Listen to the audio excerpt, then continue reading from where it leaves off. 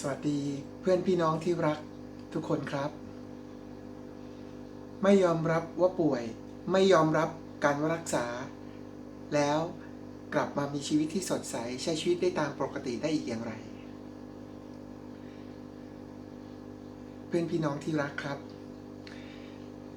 เพื่อนร่วมทางสู่สุขภาวะภาคที่1ตอนที่2นี้จะได้คุยแบ่งปันประสบการณ์กับเพื่อนพี่น้องแล้วก็ในท้ายคลิปพวกเราสามารถแสดงความคิดเห็นความรู้สึกได้ในกล่องความคิดเห็นด้านล่างหรือจะส่งมาในไลน์ส่วนตัวไกล SOS ก็ได้นะครับเพื่อนพี่น้องครับในวันที่ไม่ยอมรับการเจ็บป่วยเมื่อตอนที่ผมอายุประมาณ30ปีหรือในพ.ศ. 2537เนี่ยกำลังทำงานอย่างมีความสุขแล้ววันหนึ่งอย่างที่เคยเล่าให้เพื่อนพี่น้องฟังว่ามันเกิดความล้มเหลวในงานและยังต้องไปขอรั้งตำแหน่งไว้อีกทำให้โลกมันดับวูบไปแต่จากจุดนั้นนะครับอาการที่เกิดขึ้นในช่วงนั้นคือความความท้อแท้ความซึมเศร้าความรู้สึกว่าตัวเองไม่มีค่าและท้ายที่สุดก็นอน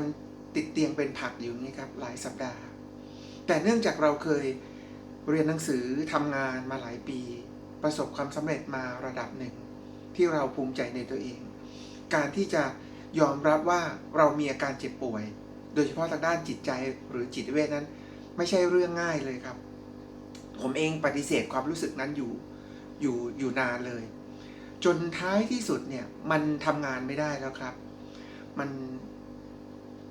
นไม่มีแรงกายแรงใจอะไรจะลุกขึ้นออกไปทำงานอีกทางครอบครัวก็เลย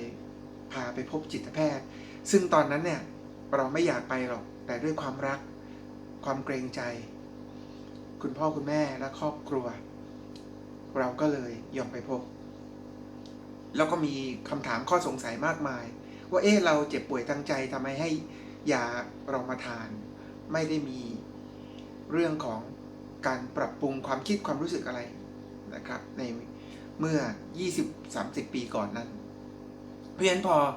ทานยาแล้วดีขึ้นเล็กน้อยก็แอบหยุดยาเองนะครับเพื่อจะต้องกลับไปทำงานในอาชีพใหม่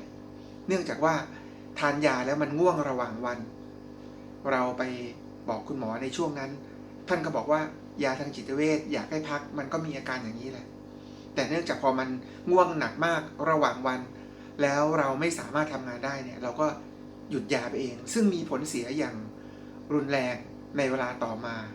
นะครับซึ่งเราจะได้คุยกันนอกจากไม่ยอมรับเรื่องยาแล้วเนี่ยคราวนี้พอแอบหยุดยาเองแล้วมันพอที่จะกลับไปเคลื่อนตัวทำงานได้บ้างก็เลยหยุดการรักษาไปเฉยๆเลยนั่นก็ส่งผลเสียอีกทำให้ชีวิตผมเนี่ยวนเวียนอยู่ในวังวนอย่างเงี้ยนะครับคือพอมีปัญหาหรือสิ่งเร้าสิ่งกระตุ้นอีกก็จะเกิดอาการทางด้านจิตเวชกำเริบอีกนะครับแล้วพอไม่ไหวจริงๆใช้ชีวิตต่อไม่ได้แล้วก็ไปพบจิตแพทย์เพื่อรับยาทีหนึ่งพอดีขึ้นเล็กน้อยก็แอบหยุดยาเองแล้วก็กลับไปทำงานตลอดเวลาครับมันก็เลยวนเวียนอยู่กับการเจ็บป่วยแล้วก็กลับไปทำงานได้สักพักหนึ่งพอมีอาการกำเริบก็กลับมาเจ็บป่วยอีกแต่สิ่งที่น่าเป็นห่วงคืออายุที่มากขึ้นการวนกลับมาป่วยซ้ำโดยเพราะผมเองจะมีวิกฤตหนักๆทุกๆ10 ปี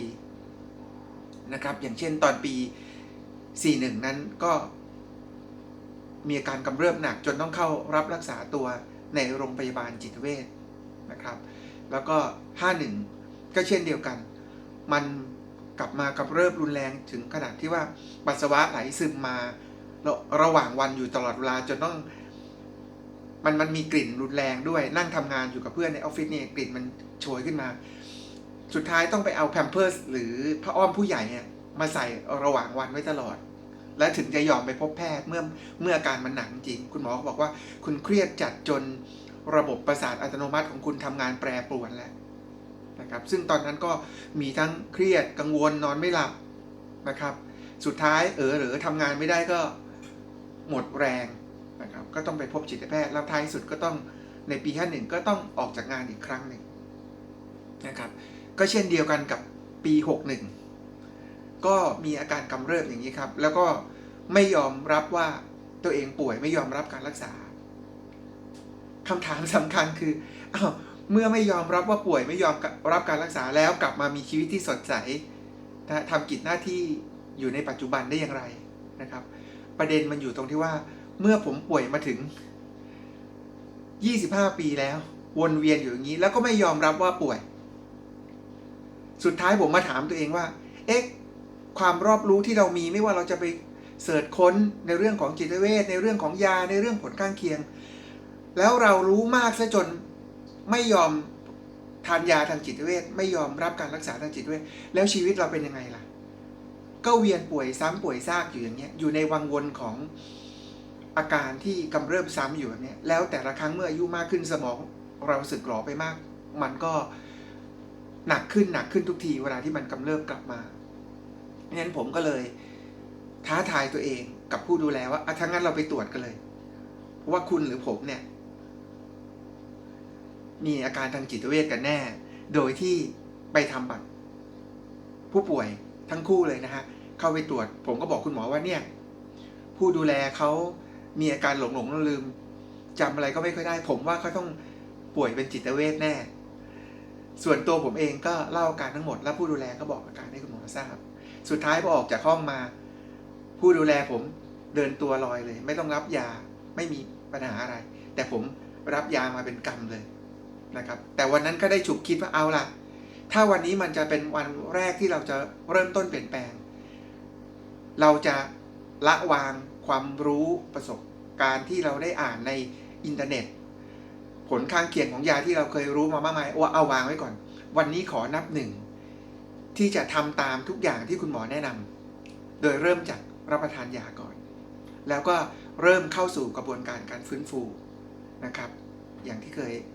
เล่าให้เพื่อนๆฟังไม่ว่าจะยอมรับให้คุณหมอทำจิตบำบัดนะครับเข้าเรียนรู้ความเข้าใจทางด้านจิตเวชและการฟื้นคืนสู่สุขภาวะเข้าร่วมกิจกรรมบำบัดนะครับไปจนถึงทำจิตอาสาต่างๆเพื่อแบ่งปันนะครับนั่นคือที่มาว่าชีวิตจากที่มันวนเวียนอยู่ในวังวนมันกลับมาสดใสสดชื่นได้อีกครั้งหนึ่งอย่างไรนะครับและในตอนหน้านะครับเราจะได้คุยกันต่อไปว่าเฮ้ยความท้าทายและอุปสรรค